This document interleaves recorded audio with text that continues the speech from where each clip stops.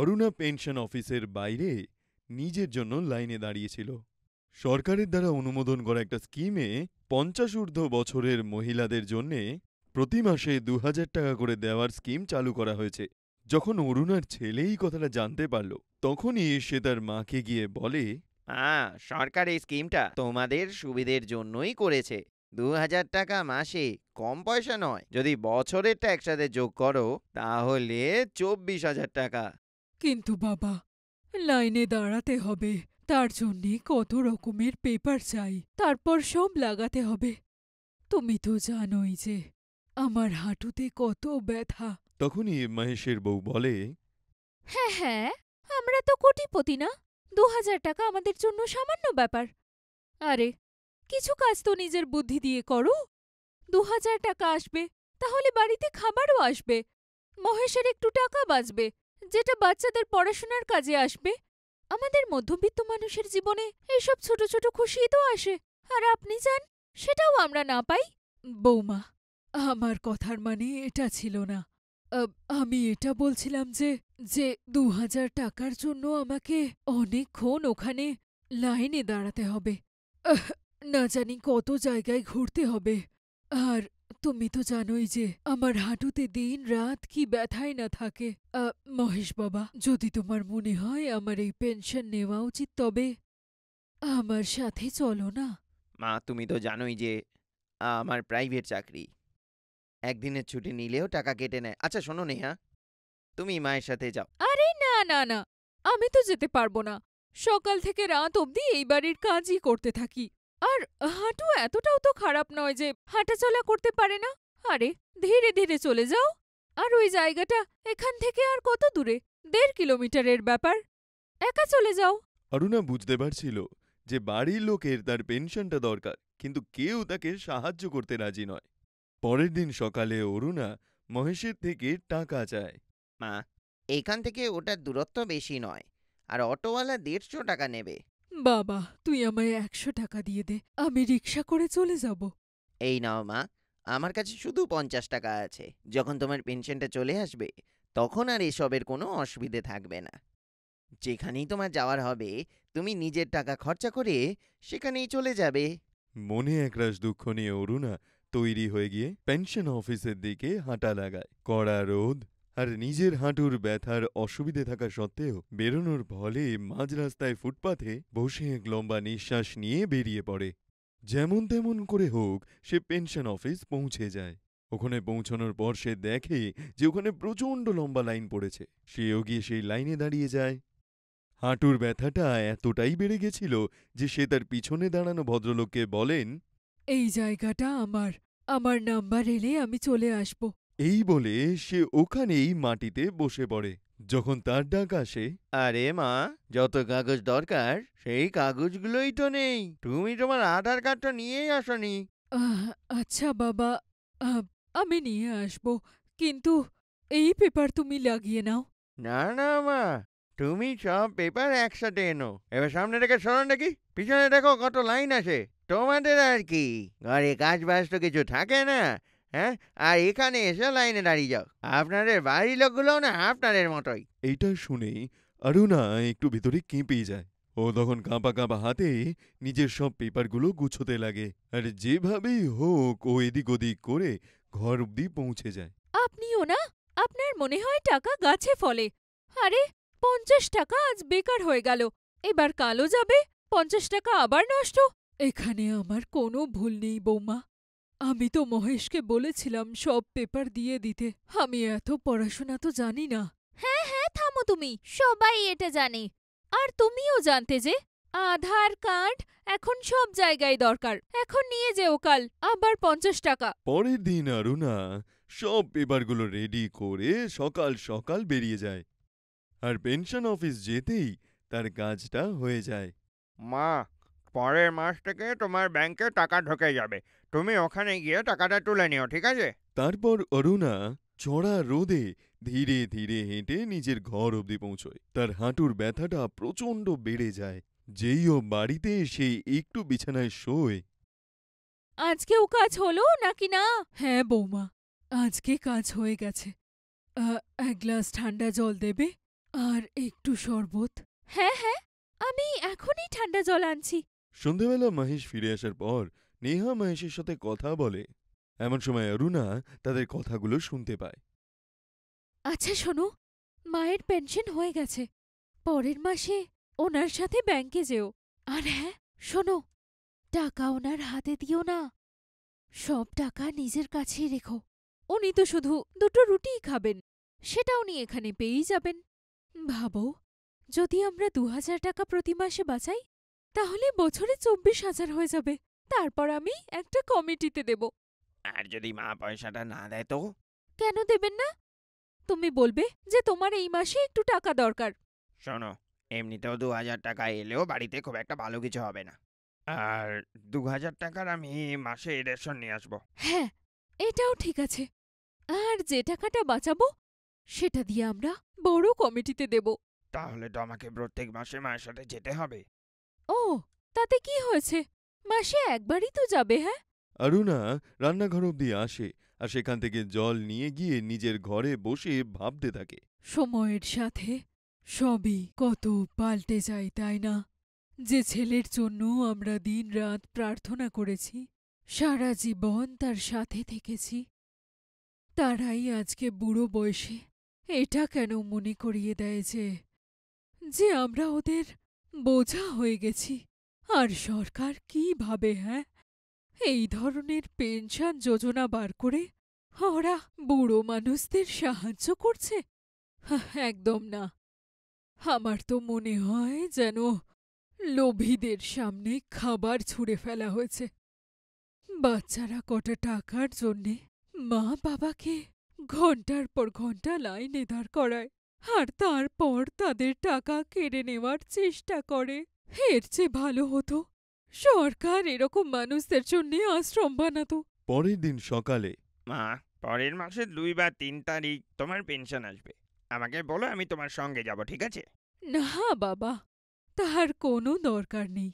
যখন আমি এত কষ্ট করে এই হাঁটু নিয়ে পেনশন অ্যাপ্লাইয়ের জন্য যেতে পারি, তখন পেনশন নিতেও যেতে পারবো। মা, তুমি তো জানোই না যে আমি কত কাজে ব্যস্ত থাকি। তাহলে যখন পেনশন আসতে শুরু হবে, সেদিন কাজ থাকবে না বাবা? অরুণা ঝগড়া করছে দেখে নেহার মাথা প্রচণ্ড গরম হয়ে যায়। এই দেখো কাণ্ড, এখনো পেনশন বাড়িতে ঢোকেইনি, আর ওনার নাটক শুরু হয়ে গেছে। আরে, বলতে কি চাইছেন? হ্যাঁ, আপনার ২,০০০ টাকা দিয়েই সংসার চলবে নাকি? নিজের কাজ ছেড়ে ও আপনার সাথে ব্যাংকে যাবে টাকা নেওয়ার জন্যে। এটা দেখতে পেলেন না আপনি? লোভেরও একটা সীমা থাকে। হ্যাঁ বৌমা, তুমি একদম ঠিক বলেছ। লোভেরও একটা সীমা থাকে। টাকা আসার পরেই তোমার স্বামী এত বেশি সময় পেয়ে যাবে যে ও আমায় ব্যাংকে নিয়ে যেতে পারবে। কিন্তু পেনশন অ্যাপ্লাইয়ের সময় এই তোমার স্বামী আমাকে মাত্র ৫০ টাকাও দিতে চাইছিল না। এমনটা নয় মা, আসলে একটু আমার কাছে টাকা কম ছিল। হ্যাঁ বাবা, কেন নয়? টাকা তো তোর কাছে অনেক কম আছে। তাই তো সেদিন সন্ধেই বাক্স ভর্তি মিষ্টি এনেছিলি, কারণ তোকে তোর বউ আনতে বলেছিল। হে ভগবান, আমি জানতাম না যে আপনার মনে এত বিষ। আপনার আমার মিষ্টি খাওয়া নিয়েও সমস্যা আছে। আর তাছাড়া ওই মিষ্টির বাক্স আমি খুশিতে আনিয়েছিলাম যে আপনার পেনশন হয়ে গেছে। হ্যাঁ হ্যাঁ বৌমা, তাই তো ওই মিষ্টির মধ্যে থেকে এক টুকরো মিষ্টিও আমি পাইনি। ব্যাস অনেক হয়েছে। যখন থেকে এসেছি এই কথাই শুনে যাচ্ছি। এই বাড়িতে খেতে পড়তে পান না নাকি? তোমার কোনো খরচা নেই? কি হয়ে যাবে যদি পেনশন আমাদের দিয়ে দেন? আরে, ২,০০০-এ আজকাল কি আসে? হ্যাঁ, কিন্তু পরের মাসেই মহেশ নিজের মায়ের সঙ্গে পেনশনের টাকা তুলতে যায়। ও ওখানে এই সব টাকা নিজের পকেটে ঢুকিয়ে নেয়। নেহাও প্রচণ্ড খুশি হয়ে যায়। কিন্তু পেনশনটা যার ছিল সে একদমই আনন্দ পায় না, কারণ তার হাতে তো কিছুই আসে না। হ্যাঁ, এইটুকু জিনিস হয় যে এখন তার সকাল আর রাত্রিবেলার খাওয়াটা একদম টাইমে পেতে থাকে। ৬ মাস এইভাবেই কেটে যায়। মহেশ প্রত্যেক মাসেই পেনশনের টাকাটা নিজের পকেটে ঢুকিয়ে নিত আর নিজের মাকে ওখান থেকেই একটা রিকশায় বসিয়ে বাড়ি পাঠিয়ে দিত। 6 মাস পরে একবার যখন ওরা দুজন পেনশন নিতে যাচ্ছিল, তখন মা, একটা সমস্যা হয়েছে, তোমাকে আবার পেপার জমা করতে হবে। কিন্তু বাবা, প্রত্যেক মাসেই তো টাকা আসছিল, তাহলে হঠাৎ করে কি হয়ে গেল? মা, এরম ছোটখাটো ভুল হয়েই যায়। আপনি পেপারটা নিয়ে আসবেন, আমি আবার ঠিক করে দেব।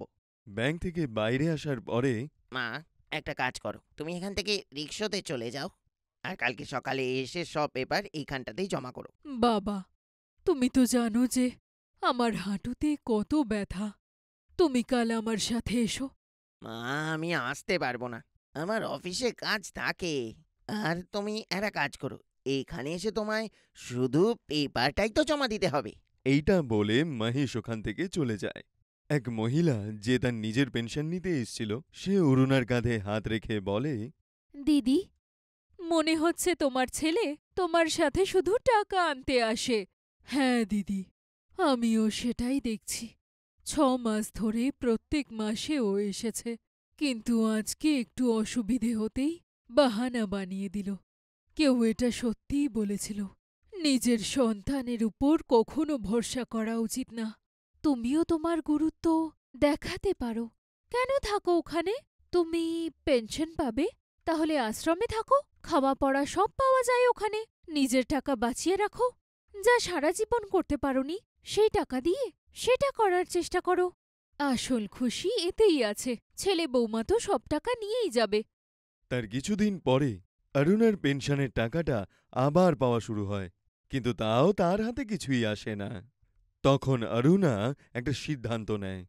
সে তার বৌমা এবং ছেলেকে বলে, মহেশ বাবা, আমি সিদ্ধান্ত নিয়েছি যে আমার পেনশনের টাকা আমি নিজের কাছে রাখব। কিন্তু কেন? আপনার টাকা কিসের দরকার? আপনার সব খরচ তো মহেশই দেয়। এটা তোমার ভুল ধারণা বৌমা। ও আমার কোনো খরচা দেয় না। সরকার আমাকে 2000 টাকা পেনশন দেয়, যেটা তোমরা দুজন রেখে দাও। মা, তুমি এসব কি বলছো আমায়? 2000 টাকা? তোমার খরচা তো এর থেকে অনেক বেশি। না, আমার মনে হয় না, কারণ ওষুধপত্র আমি সরকারি হাসপাতাল থেকে নিয়ে আসি, আর 2000-এর রেশন আমি একা খেতে পারবো না। ঠিক আছে, রাখুন নিজের টাকা নিজের কাছে, আর এই বাড়ি থেকে বেরিয়ে যান। না বৌমা, এই বাড়ি থেকে আমি বেরোতে পারবো না। মহেশের বাবা এই একটাই তো ভালো কাজ করেছে, যে বাড়ি আমার নামে করেছে। আমি চাইলে তোমাদের দুজনকে এক্ষুনি বাড়ি থেকে বেরিয়ে যেতে হবে। আর অরুণার এই কথাটা শুনে দুই বর বউ একদম চুপ হয়ে যায়। আমি বুড়ি অসহায় মহিলা, আমি কিছু বলছি না মানে তার মানে এটা নয় যে আমার কোনো জিনিস খারাপ লাগে না। আমার কাছে বাড়ি আছে আর পেনশনও আছে, আমি সম্মানের সাথে জীবন বাঁচতে পারি। এবার তোমাদের ভাবতে হবে যে তোমরা এখানে থাকবে নাকি থাকবে না। অরুণা এটা বলতেই মহেশ আর নেহা দুজনেই ওর কাছে ক্ষমা চায়। তারপর থেকে অরুণা মাথা উঁচু করে বাঁচতে শুরু করে। অনুষ্কা তার শ্বশুর শাশুড়ি, তার দেওয়ার নিতিন আর তার স্বামী অমিতের সঙ্গে প্রিয়াংশীকে দেখতে এসেছিল। আর অনুষ্কা নিতিনকে জিজ্ঞেস করছিল, দেখো নিতিন, আমার তো প্রিয়াংশীকে খুব ভালো লেগেছে। কত সুন্দর দেখতে, আর বাড়িঘরও বেশ ভালো। আর তুমি সেখানে কি করো? আমারও ভালো লাগছে বৌদি, কিন্তু ডিসিশন তো তোমাদেরই ফাইনাল হবে। সত্যি আমার দেওর কত সংস্কারী, তাই না? ম্যাডাম জি, আমি ওই ক্যাটাগরিতেই মনে আছে যখন আমি আপনাকে পছন্দ করতে এসেছিলাম, এক দেখাতেই ভালো লেগে গেছিল। ওদিকে অমিতের মা বাবা ছেলের বাড়ির লোককে বলে, বাচ্চারা তো হ্যাঁ বলে দিয়েছে, এবার আপনারা বলুন, আমার ছেলে নিতিনকে পছন্দ হলে সম্বন্ধ পাকা করব। আরে হ্যাঁ দাদা, আমাদের আপনার ছেলেকে ভালোই লেগেছে, আমরা রাজি। ওরা চলে যাবার পরে প্রিয়াংশী নিজের মাকে বলে যে, মা, তুমি আমার বড় যাকে দেখলে কিরকম একটা শাড়ি পরে এসেছিল? মনে হয় বেচারি গরিব বাড়ির মেয়ে। তোর তাতে কি কাজ যে ও গরিব বাড়ির মেয়ে না বড়লোক বাড়ির? তোমার বাবা মা তো তোমাকে অনেক পণ দিতে চলেছেন। এত পণ দেখে তো তোর শাশুড়ি মা চোখের পালকে বসিয়ে রাখবে, দেখিস। এটা শুনে প্রিয়াংশী আনন্দ পায় এবং 1 মাস পরেই বিয়ে করেও নিতিনের বাড়িতে চলে আসে। প্রিয়াংশীর মা বাবা যৌতুকে অনেক জিনিস দিয়েছিল, বাড়ির ছোট ছোট জিনিস থেকে বড় বড় জিনিস অবধি, এমনকি একটা দামি গাড়িও, সোনা এবং হিরেও। যারা প্রিয়াংশীর বাড়ি থেকে আসা যৌতুকগুলো দেখেছে তারা সবাই দাঁত কামড়াচ্ছিল। এমন মনে হচ্ছিল যেন একটা কোনো জিনিসও বাদ যায়নি। প্রিয়াংশীর বাড়ির লোক সবকিছু দিয়েছে। প্রিয়াংশীর মুখ দিখাই হচ্ছিল। তখন ওর শাশুড়ি তাকে একটা সোনার সেট দেয়। তখন একটা সাধারণ শাড়ি পরে অনুষ্কাও আসে এবং প্রিয়াংশীর হাতে একটা খাম দেয়। সবার চলে যাওয়ার পরে প্রিয়াংশী নিতিনের সঙ্গে বসে গিফটগুলো খোলে। তখনই সে তার বৌদির দেওয়া খামটা খুলে ফেলে, আর তাতে 11,000 টাকা ছিল। সবাই আমাকে দামি দামি উপহার দিয়েছে, কিন্তু তোমার বৌদি তো আমাকে মাত্র 11,000 টাকা দিয়েছে। ও ভীষণ সাধারণ, তাই না? ওকে দেখেই মনে হয় যে বেচারি গরিব বাড়ি থেকে এসেছে। তোমার এরমটা মনে হয় প্রিয়াংশী? যদি তাই হয় তাহলে এটা এরকমই হবে। এমনিতে বৌদি খুবই ভালো, উনি সবার খেয়াল রাখেন আর উনি সবাইকে নিজে থেকে বেশি ভালোবাসেন। তুমিও এরকমটাই থেকো। ও প্লিজ নিতিন, এটা কি বলছো তুমি? আমি তোমার বৌদির মতো কখনো হতে পারবো না। আমার নিজের একটা ব্যক্তিসত্তা আছে। আমি চাকর বাকরের মতো কাজ করতে পারবো না, আর আমি কাজ করবই বা কেন? আমার বাবা এত পণ দিয়েছেন, আর একটা চাকরও তো দিয়েছে সাথে, তাই না? কিন্তু মার বৌদি তো বাড়ির সব কাজ একাই করে। কিন্তু এখন আর করবে না। যখন সামনে কাজ করার লোক আছে তখন কেউ কাজ করে না। পরের দিন সকালবেলা প্রিয়াংশীর শাশুড়ি তাকে একটু মিষ্টি বানাতে বলে, কিন্তু প্রিয়াংশী তো কোনোদিন কিচেনে যায়নি, তাই জন্য সে প্রচণ্ড চিন্তায় পড়ে যায়। কি হয়েছে প্রিয়াংশী? তুমি কি রান্নাবান্না করতে পারো না? ঠিক আছে, কোনো ব্যাপার না, আমি তোমার সাথে গিয়ে সাহায্য করছি। আমি যেরকম ভাবে তোমায় বলবো তুমি সেভাবেই রান্না করো, কেমন? তোমার আমাকে দেখে মনে হয় যে আমি খাবার বানাতে পারি? আমার এত দামি শাড়ি, আমার ম্যানিকিওর সব খারাপ হয়ে যাবে। আমার সাথে চাকর এসেছে না, সে খাবার বানিয়ে দেবে। আরে একটু আস্তে বলো, এটা যদি মা শুনে নেয় তাহলে বিপদ হয়ে যাবে। এখানে খাবার সবসময় বাড়ির বউরাই বানায়। আমি তোমাকে সাহায্য করছি। ওহো, এটা আবার কি বিপদ? দাঁড়াও, আমি অনলাইন থেকে খাবার আনিয়ে দিচ্ছি। প্রিয়াংশী অনুষ্কার কোনো কথাই শোনে না, আর সে অনলাইন খাবারটা অর্ডার করে দেয়। টেবিলে যখন খেতে দেওয়া হয় তখন সবাই বুঝতে পারে যে খাবারটা বাইরে থেকে আনা। ছোট বৌমা, তুমি যদি খাবার বানাতে না পারো তাহলে রান্না করা শেখো। হয় আমার থেকে শেখো, নয়তো বড় জার থেকে শেখো, কিন্তু এরকম বাইরের খাবার আমাদের বাড়িতে আসে না। কিন্তু আমার এটা ইজি মনে হলো। দেখো না, কম টাকায় কত খাবার এসেছে। তাহলে রান্নাঘরে গিয়ে এত পরিশ্রম করার কি দরকার? প্রিয়াংশী, মা যেটা বলছি শুনে নাও। আমাদের বাড়িতে মেয়েরাই খাবারটা বানায়। মা আর বৌদি দুজনে মিলে খাবার বানায়। ওনারা তোমারও সাহায্য করবে। আচ্ছা আচ্ছা, ঠিক আছে, এখন তো এটা খেয়ে নাও। পরে কি হবে সেটা পরে দেখছি। তারপর পনের জিনিসও তো খুলতে হবে আর লাগাতেও হবে। হ্যাঁ হ্যাঁ, নিতিন অমিত দুজনে গিয়ে সব জিনিস খোল আর ওগুলো লাগিয়ে দে। আমার বাড়ি থেকে সব অটোমেটিক জিনিস দিয়েছে। অনুষ্কা বৌদি, তুমি সাথে করে কি এনেছিলে? বেশি কিছু না, আমি তো আমার সাথে অল্পই কিছু জিনিস নিয়ে এসেছিলাম। আমার মনে হয় ঘরে বেশি জিনিস থাকলে বড্ড বেশি ভিড় মনে হয়। গরিব কোথাকার। সোজা সোজা বলেই কেন দাও না যে বাড়ির লোকের কাছে অত টাকাই ছিল না যে তোমায় কিছু দেবে। ভালো হয়েছে, আমার শ্বশুর শাশুড়ি এবার আমায় বেশি ভালোবাসবে, ওকে নয়। জিনিসপত্রগুলো রাখার পর ঘরটা পুরো বদলে যায়। এটা দেখে প্রিয়াংশী ঘাবড়ে যায়। দেখলে তুমি দিদি? আপনি দেখলেন শাশুড়ি মা? আমার মায়ের চয়েস কত ভালো। এবার বাড়ি কত সুন্দর লাগছে। ঠিকই বলেছ তুমি, বাড়ি তো সত্যিই দেখতে সুন্দর লাগছে। সবকিছু ভীষণ দামি। আরে এটা তো কিছুই না। আমার মা না জানি আর কি কি দেবে ভেবেছিল, কিন্তু আমি বারণ করে দিই। জানো অনুষ্কা দিদি, আমার মা তো বিয়েতে চাকরদের 11,000 টাকা করে দিয়েছিল। অনুষ্কা এটুকুনি বুঝতে পারে যে প্রিয়াংশী তাকে কথায় কথায় সেই 11,000 টাকার খোঁটাটা দেয়। অনুষ্কার সব কাজ নিজেই করত। উল্টো দিকে প্রিয়াংশী যখনই কাজ দেখত তার মুখ বিগড়ে যেত, আর তার বাড়ি থেকে আসা চাকরকে কাজগুলো বলে দিত। এইভাবে অনেক মাস কেটে গেল, আর এবার দিওয়ালি চলে এলো। মা, আমি কিচ্ছু জানি না। আমি চাই যে তুমি আমার শাশুড়ি মার জন্য হীরের হার পাঠাও, যাতে উনিও বুঝতে পারেন যে ছোট বৌমার বাড়ি থেকে দীপাবলির গিফট এসেছে। আরে আমার সোনা মেয়ে, তুই এত চিন্তা কেন করছিস? হ্যাঁ, ওই বাড়িতে তোর মুখ আমি কোনো দিন ছোট হতে দেব না। প্রিয়াংশীর মা বাবা প্রিয়াংশীর জন্য দীপাবলির উপহার নিয়ে আসে, যেখানে দুই ভাইয়ের জন্য দামি ঘড়ি, শ্বশুরের জন্য চেন আর শাশুড়ির জন্য হীরের সেট ছিল, আর অনুষ্কার জন্য কানের দুল ছিল। আরে বাবা রে, দীপাবলির জন্য এত বড় গিফট! হ্যাঁ দিদি, আমাদের এখানে তো এরকমই গিফট দেওয়া হয় নিজের মেয়ের শ্বশুর বাড়িতে। তোমার বাড়ি থেকে এখনো দীপাবলির গিফট আসেনি? হ্যাঁ হ্যাঁ হ্যাঁ, এখনো তো এসে পৌঁছায়নি। যখন আসবে তুমিও দেখে নিও। সন্ধেবেলা অনুষ্কার বাড়ি থেকে একজন ভদ্রলোক এবং ভদ্রমহিলা আসেন, যারা বলেন যে তারা সম্পর্কে অনুষ্কার কাকা কাকি হন। অনুষ্কা দৌড়ে গিয়ে তাদেরকে গলায় জড়িয়ে ধরে। ও মাই গড, ওর বাড়ির লোক তো সত্যিই ভীষণ গরিব। শুধু একটা মিষ্টির প্যাকেট আর একটা শাড়ি দিয়ে যাচ্ছে, আর খাতিরদারি তো এখানে এমন হচ্ছে যেন কত বড় বড় গিফট নিয়ে এসেছে। তখনই ওখানে টেবিলটা লাগানো হয়। টেবিলে দারুণ দারুণ খাবার ছিল। অনুষ্কার কাকা কাকি এবং প্রিয়াংশীর মা বাবা একসঙ্গে বসেছিল। বেয়ান, এই হলো আমাদের অনুষ্কার মা। ওরা বছরে একবারই আসে, কিন্তু দীপাবলিতে ওরা আসতে পারে না, কারণ ওনাদের নিজেদের অনেকগুলো অনাথ আশ্রম, বৃদ্ধাশ্রম আরও এরকম অনেক জায়গায় যান, যেখানে সবাইকে উপহার দেন। তবে দীপাবলির পরে ওনারা দেখা করতে আসেন। এইটা শুনে প্রিয়াংশী আর তার বাড়ির লোক অবাক হয়ে যায়। অনুষ্কা তো সবসময় একটা সাধারণ শাড়িতে ঘুরে বেড়ায়। তখন প্রিয়াংশী ভাবে যে যেহেতু তার বাড়ি থেকে অনেক ভালো ভালো জিনিস এসছে, তাই বড় বউয়ের মুখ রাখার জন্য তাকে মিথ্যে কথা বলা হচ্ছে। তার মানে মা, আপনার কথার মানে অনুষ্কা দিদির বাড়ির লোকেরা ভীষণ বড়লোক, কিন্তু ওদের দেখে তো সেটা মনে হয় না। আরে হ্যাঁ ভাই, হ্যাঁ, আমাদের বড় বউ অনুষ্কার বাবা খুব বড় লোক ছিল, কিন্তু এদের পরিবারে একদম শো অফ নেই। একটা কথা বলি আপনাদেরকে, যখন আমি অনুষ্কাকে প্রথমবার দেখেছিলাম তখন লোহার টি শার্ট পরেছিল।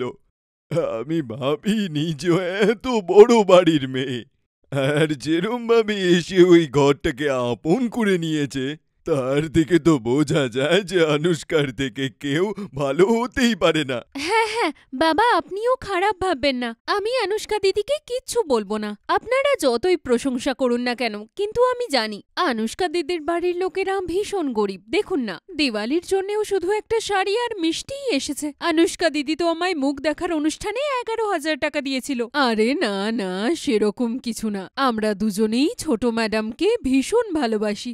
আমাদের নিজেদের কোনো মেয়ে নেই, তাই অনুষ্কা আমাদের এই অধিকার দিয়েছে যে উৎসবে আমরা ওর জন্যে কিছু আনি, যাতে নিজেদের মেয়ে না থাকার জন্যে আমাদের খারাপ না লাগে। কিন্তু প্রিয়াংশীর এগুলো মিথ্যেই মনে হচ্ছিল। একদিন দিওয়ালির পরে একটা বড় গাড়ি বাড়ির সামনে এসে দাঁড়ায়। গাড়ি থেকে একজন বেশ বড়লোক পুরুষ আর মহিলা বেরিয়ে ঘরে ঢোকেন, আর নিতিনের মা বাবা তাদের স্বাগত জানায়। তখনই প্রিয়াংশীর বাবাও ওখানে চলে আসে। আরে মেয়েরা স্যার, আপনি এখানে? আরে হ্যাঁ, আমরা তো আমাদের মেয়ের সঙ্গে দেখা করতে এসেছি। কেমন আছেন আপনি? এবার তো আপনার বিজনেস ভালো চলছে তো? এইটা কি বলছেন আপনি? অনুষ্কা বৌমার বাবা আপনি? আরে হ্যাঁ স্যার, আপনার জন্যই তো। আপনি যদি ঠিক সময় লোন না দিতেন আমার বিজনেস বন্ধ হয়ে যেত। তখন অনুষ্কাও চলে আসে, এসে নিজের মা বাবাকে গলায় জড়িয়ে ধরে। তা আপনারাও অনুষ্কার বেশভূষায় ধোকা খেয়ে গেছেন তো? আরে আমাদের মেয়ে খুবই সাধারণভাবে থাকে, আর এটাই তোর আসল সৌন্দর্য। আরে খুব ভালো সুযোগ, দুই বৌমার মা বাবাও এখানে আছে। চলো আজ তো তাহলে একটা পার্টি হওয়াই হয়। অবশ্যই হওয়া উচিত, কিন্তু ঘরে হবে না, আমরা 5 স্টার হোটেলে যাব। প্রিয়াংশী একদম হয়রান হয়ে যায় যে অনুষ্কা এত বড় বাড়ির মেয়ে, কিন্তু তার এক ফোঁটা অহংকার নেই। এদিকে প্রিয়াংশী অত বড় লোকও ছিল না। সবাই রাতে পার্টি করে, আর তার পরের দিন প্রিয়াংশী অনুষ্কাকে বলে, আমাকে ক্ষমা করে দিও অনুষ্কা দিদি। আমার মনে হয়েছিল তুমি খুব গরিব, তাই তোমাকে নিয়ে মজা করেছি। হ্যাঁ প্রিয়াংশী, আমি জানি যে তুমি আমাকে নিয়ে মজা করছিলে, কিন্তু এতে তোমার কোনো ভুল নেই, কারণ আমার এইভাবে থাকতেই ভালো লাগে। নিজের হাতে খাবার বানিয়ে খাওয়াতে ভালো লাগে। আমি তো বলি তুমিও এটা করে দেখো, তোমারও ভীষণ ভালো লাগবে। আর হ্যাঁ, সেদিন আমি তোমাকে মুখ দেখার অনুষ্ঠানে 11,000 টাকা এমনি দিয়েছিলাম। তোমার আসল গিফট তো আমি নিতিনকে আগেই দিয়েছি। কি, নিতিনকে? হ্যাঁ, অনুষ্কা বৌদি আমাকে তো গিফট দিয়েছিল, আমি বলতেই ভুলে গেছি। উনি একটা বাংলো দিয়েছেন তোমাকে। এইটা শুনে প্রিয়াংশী প্রচন্ড লজ্জা পায়। এবার আমিও তোমার মতো এই বাড়িটাকে ভালোবাসবো, আর সব কাজও করব তোমার মতোই। খুব ভালো, তাহলে চলো দুজনে মিলে কাজ করি। আর এখন দুই বউ একসাথে কাজ করে।